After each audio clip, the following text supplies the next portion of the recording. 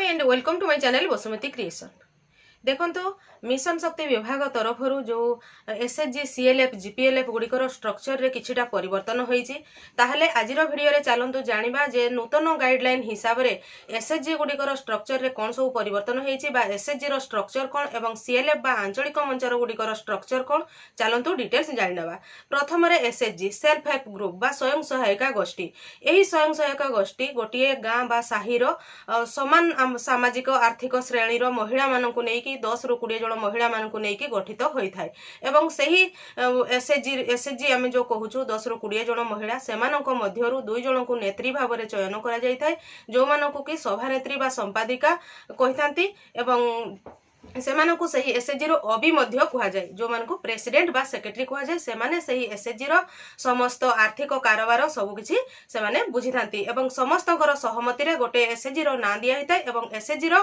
गोटे bank account खोला जाय थाय। चैनल टी को प्रथम थर पई देखुतिले सब्सक्राइब कर नियंतु एवं पाखरे थिबा घंटी चिन्हटी को टिपी ऑल बटन को प्रेस कर दियंतु ताहले आपण माने मोर आगामी वीडियो रो नोटिफिकेशन ठीक समय रे पाई परिबे। से जो एसएचजी रो 2 जन नेत्री जोटा कि प्रेसिडेंट एवं सेक्रेटरी चयन करा जाइथिबो सेही मानकु तांकर एसएचजी रो समस्त सदस्य माने मिसी की चयन करिथिबे। जदि कोनोसी कारण वशत जणे टर्मिनेट हैला बा जणे से प्रेसिडेंट बा सेक्रेटरी पदवीरु जदि निजे इस्तीफा दउछंती बा कोनोसी कारणरु से जदि बाहरी जाउछंती ताहले सेही एसएचजी रो अन्य समस्त सदस्यक सहमति रे पुणी अन्य जनकु एही प्रेसिडेंट बा सेक्रेटरी जे बाहरी जाइथिबे तांको जागा रे चयन करा जिवो। एही परि भाबरे प्रत्येक 3 वर्ष रे थरे एसएचजी रो प्रेसिडेंट एवं सेक्रेटरी को परिवर्तन करा जिवो बा लीडरशिप रोटेशन करा जिवो सेमानकु छाडी की अन्य 2 जण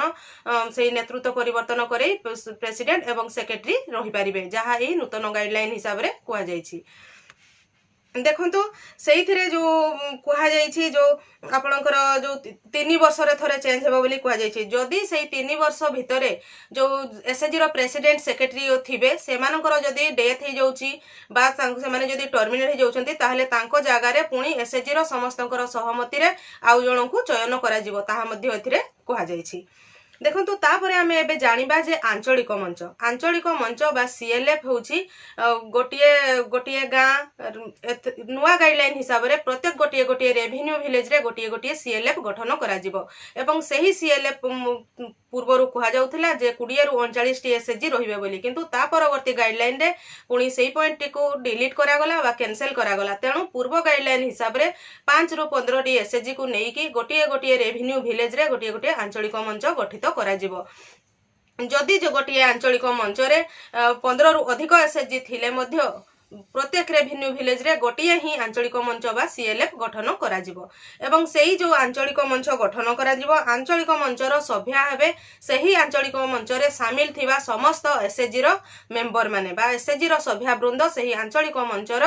से माने हेबे जीबी बा तांकर सदस्य जनरल बॉडी से मानकु कुहा जिवो। आंचलिक मंच रे शामिल थिबा प्रत्येक एसएचजी रु 2 जण लेखा सदस्य आंचलिक मंच को नॉमिनेट हेबे सेही सदस्य माने हेले प्रत्येक एसएचजी रो सभानेत्री संपादिका मध्यरु जणे एवं साधारण अति गरीब मा मध्यरु जणे ताहेले प्रत्येक 2 जण जिबे आंचलिक मंच को सेमाने हेबे आंचलिक मंचर ईसी सभ्या जे सेही आंचलिक मंच रे जेतटी एसएचजी थिबो तारो 2 गुण हेबे सेही आंचलिक मंचर ईसी मेंबर एवं सेही आंचलिक मंचर ईसी मेंबर मानक मध्यरु आंचलिक मंचर अबी चयन करा जिवो। ओबी कहले ऑफिस बेरर बा ऑफिस कार्यकर्ता चयन करा जिवो जो माने हेले president vice president secretary joint secretary एवं ट्रेजरर एही मानकु जो 5 जण ओबी चयन होबे से मानकु सही आंचलिक मंचर ईसी मेंबर माने चयन करिवे। ईसी मेंबर मानक मध्यरु से ओबी चयन हैला परे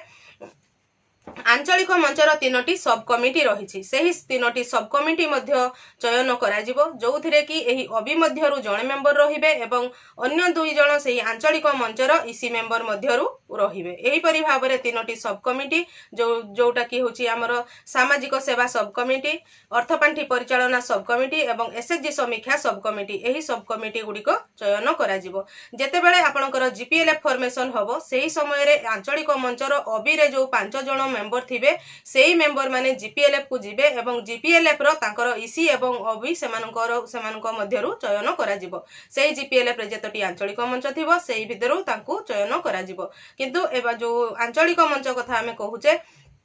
ଏହି ଆଞ୍ଚଳିକ ମଞ୍ଚର ଯେଉଁ ଅବି ବା ଇସି ଥିବେ ଏମାନଙ୍କର 10 ଇୟର କହିଲେ ଏମାନଙ୍କର ମଧ୍ୟ କାର୍ଯ୍ୟକାଳ ହେଉଛି 3 ବର୍ଷ। ଯଦି 3 ବର୍ଷ ମଧ୍ୟରେ ଏହି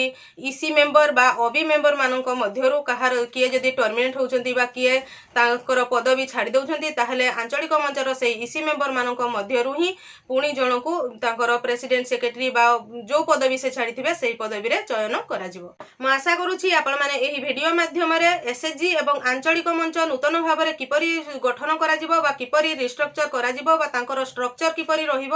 ଏହି ଭିଡ଼ିଓ ମାଧ୍ୟମରେ ଡିଟେଲ୍ସ ଜାଣିପାରିଥିବେ। ଆଜିର ଭିଡ଼ିଓରେ ବାସ୍ ଏତିକି। ଆଜିର ଭିଡ଼ିଓଟିକୁ ଆପଣ ଶେଷ ପର୍ଯ୍ୟନ୍ତ ଦେଖିଥିବାରୁ ଆପଣଙ୍କୁ ବହୁତ ବହୁତ ଧନ୍ୟବାଦ। ନମସ୍କାର।